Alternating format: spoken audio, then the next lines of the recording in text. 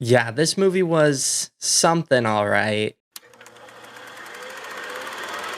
Welcome back to another Random Reviews. Yesterday, I went and I saw the new Wuthering Heights movie. But before I get into that review, I just wanted to say about 95% of you guys that watch these videos aren't subscribed. So if you don't want to miss out on upcoming reviews or other videos like that, go ahead and hit that subscribe button for me. And also, if you enjoy this video, make sure you leave a like. Now, getting into the actual review, personally, this type of movie isn't my normal go-to watch movie, but I saw the trailers and I thought it looked fairly interesting, and I'm a huge fan of Margot Robbie and a huge fan of Jacob Elordi, so I was excited to see them in these roles together. I will also say I didn't know that there was a book that this movie was based off of, and I did learn a few things about that, which I'll get into a little bit later, and my thoughts on those. But basically, this movie is supposed to be and I'm going to say this with quotations, a love story between Margot Robbie's character, Catherine, and Jacob Elordi's character, Heathcliff.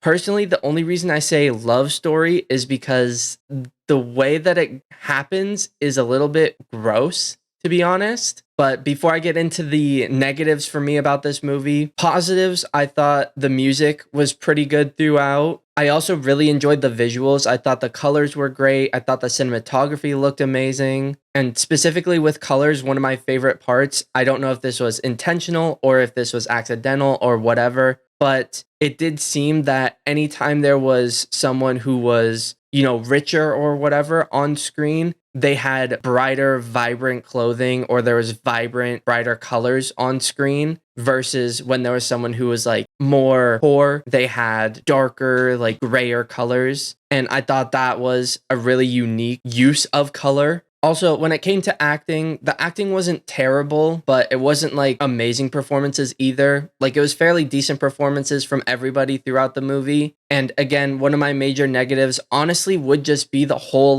love story aspect of it, because from watching the movie, it's very odd the way that they do the love story between Heathcliff and Catherine, because in the story, I don't know if it's the same in the book as in this movie, but they're basically siblings, which is really weird to me. And overall, I'd honestly just describe this movie as a weird, horny movie, which personally just isn't my style. And going back to the aspects of the book, I did end up finding out that in the book, Heathcliff is described as a person of color, and obviously Jacob Elordi is a white guy. And again, I'm a huge fan of Jacob Elordi. I love him in stuff like Frankenstein and everything. But even just seeing the context of his character throughout the movie, I feel like if he was made a person of color, it would have made his character more compelling. And honestly, it would have improved the movie, I feel like. And again, that's not to say his performance was exceptionally bad or anything. But yeah, again, as I said,